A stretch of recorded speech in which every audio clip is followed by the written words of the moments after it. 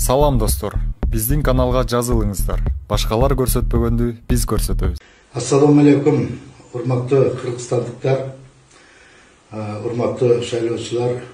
Мынабу азыр мамлекетте болуп аткан, жакында өтө турган шайлоого карата партиялардын үгүтчүлөрүнө байланыштуу мен да бир кыргыз мамлекетинин жараны катары өз оюмду айтып коюшту туура көрдүм.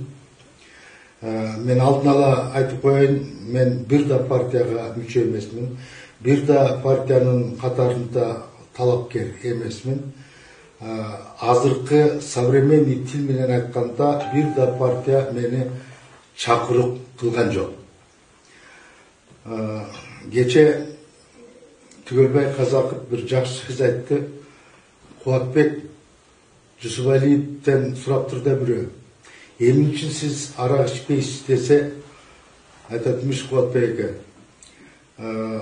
Кыргыздын башы арак ичпесе деле айланып турат экен деп. Анысыңардындай шайлоо башталып баштар электе Боршайком бирди айтып, соттор бирди айтып, ушу шайлоонун өтүшүнө өтө чоң шек жаратып койду окшойт. Мен азыр урматтуу туугандар, мурдараак айтсам болмок, се дегенде айталган жокмун, се больницада жаттым, азыр да жатам, больницадан чыга элекмин. Мынау бүтүн Кыргызстан партиясынын үстүнөн болгон өткөндөгү окуя. Турсунбай Бакир уулу айтып атпайбы? Мен штабка келсем дейт, тигил булар бар экен. Анан Темир Сариев айтты дейт, $200,000 беришиңиз керек деп. Турсунбай Бакир уулу өтө эле арамзалык кылып, билбеген, түшүнбөгөн киши болуп атат да. Мен анда шегим бар. Себеби Турсунбай Бакир уулу биринчи жолу шайлоого катышып аткан жери жок. Эгер Темир Сариев $200,000 деп сураган болсо, айтканы эгер чын болсо, Темир Аргенбаевич эсеп чотту жакшы түшүнгөн киши. Мен шайлоодо катышып жүргөн киши катары, бир топ билген киши катары айтып коеюн. Турсунбай Бакир уулу сураган орун бул $500,000 орун. Мындай орундар 15-20 чейин $500,000 болот. Ал эми бийликти ыктаган партиялардыкы, алардыкы 40-50 орунга чейин $500,000 менен кетет. Муну бардык партиялар, бардык талапкерлер, элдин бардыгы билет. Айтайын дегеним, андан да башка сумма бар. $750,000 башталган. Ал эмне деген мандат? Анын ээси болгон талапкерлер $750,000 ортого таштайт дагы, анан ал башка талапкерлердей болуп агитацияга чыкпайт, эл кыдырбайт. Себеби ал талапкерди эл көрсө, мунун катарында баланча бар экен, түкүнчөнүн күйөөсү бар экен, баланчанын аялы бар экен деген ушак кетет. Ошон үчүн алар акчаны гана төгүп коет дагы чыгышпайт. Партия барьерден өтөөрү менен лидерден кийинки мандат ошонуку болот. Мен айтпасам деле уже Фейсбукка жазып, айтып чыгып атышат. Динара Исаева деген депутат бар. 2010 жылдан бери депутат болуп келди. Бул ким? Не деген ай? Бул кадимкеле 2010 жылы качып кетип, азыркы күнгө чейин издөөдө жүргөн Данияр Үсеновдун аялы Динара Исаева. 2010 жылы депутат болуп келгенде мен калыстык үчүн айтып коюшум керек. Камчыбек Ташиев мен бул аял менен бир палатада депутат болуп отурбайм деп бир том тоболоң салган. Кызыгы бул аял ошондойча эле токтоп калган жок.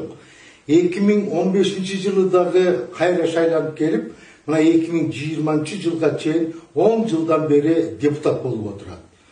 азыр дагы Биримдик партиясынын катарында кайра дагы депутатка кетип атат.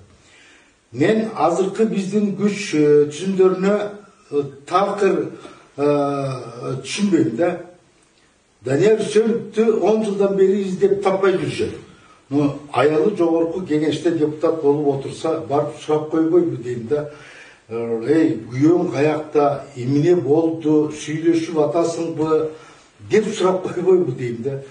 Сурабайт. Аны эч ким издебейт тургандар. Эч ким бул 2010 жылы болгон жакындарынан ажырагандар үмүтүңүздөрдү үзүңүздөр. Аларды күнөөлүүлөрдү эч ким издебейт. Мен муну жөн айтып аткан жерим жок. Мен 2011 жылы Отунбаева президент болуп турганда жогорку кеңешке келип сүйлөгөн сөзүнө таянып айтып атам. Ошондо Роза Отунбаева айткан, күнөөлүүлөрдү издеп кереги жок, мен караманча каршымын деп айткан. Ошондо дагы ташыйып тура калып, эмне үчүн таппашыбыз керек экен, эмне үчүн издебешибиз керек экен деп бир топ суроолорду берген. Көрсө Данияр Үсенов мындан 3-4 жылы мурда эле дүйнөдөн өтүп кеткен экен. То есть дүйнө салып кетти. Мен 6-чы чакырылыштын депутаттары бирөөсүнүн дагы уяты жок экен деп койдум. Bir залда, bir партада кесиптештери Динара Исаева отурса, Куран окутуп койгонго жарашкан жок. Куран окутуп коелу деп мусулманчылык кылып бирөөсү дагы айткан жок. Садыр Жапаровдун камалышы боюнча мен кайсы канал экенин эсимде жок, шашып жүрдүм эле. Азыр дагы интернетте карасаңыздар болот. Мен берген интервьюм бар. Мен анда ушундай айткам, дагы бир жолу кайталап коеюн. Садыр Жапаровдун түрмөгө отурушу бул эл бузар, журт бузар, кара ниет, кара өзгөлөрдүн айынан Садыр Жапаров азыр түрмөдө отурат. Мен муну акылдуулук кылып айтып аткан жерим жок. Мен муну белгилүү саясатчы, убактылуу өкмөттүн мүчөсү, азыркы конституциянын атасы деп жүргөн Өмүрбек Текебаевдин сөзүнө таянуу менен айтып атам. Себеби Өмүрбек Текебаевдин айткан сөзү бар. 2011 жылы дейт. Атамбаев алсыз эле. Атамбаевди күчтөндүрүш үчүн биз кадимкеле илгерки кыргыздын опытын пайдаланып, күчтүү саясатчыларды бири-бирине тукуруп, уруштуруп, талаштырып, сүйлөштүрбөй,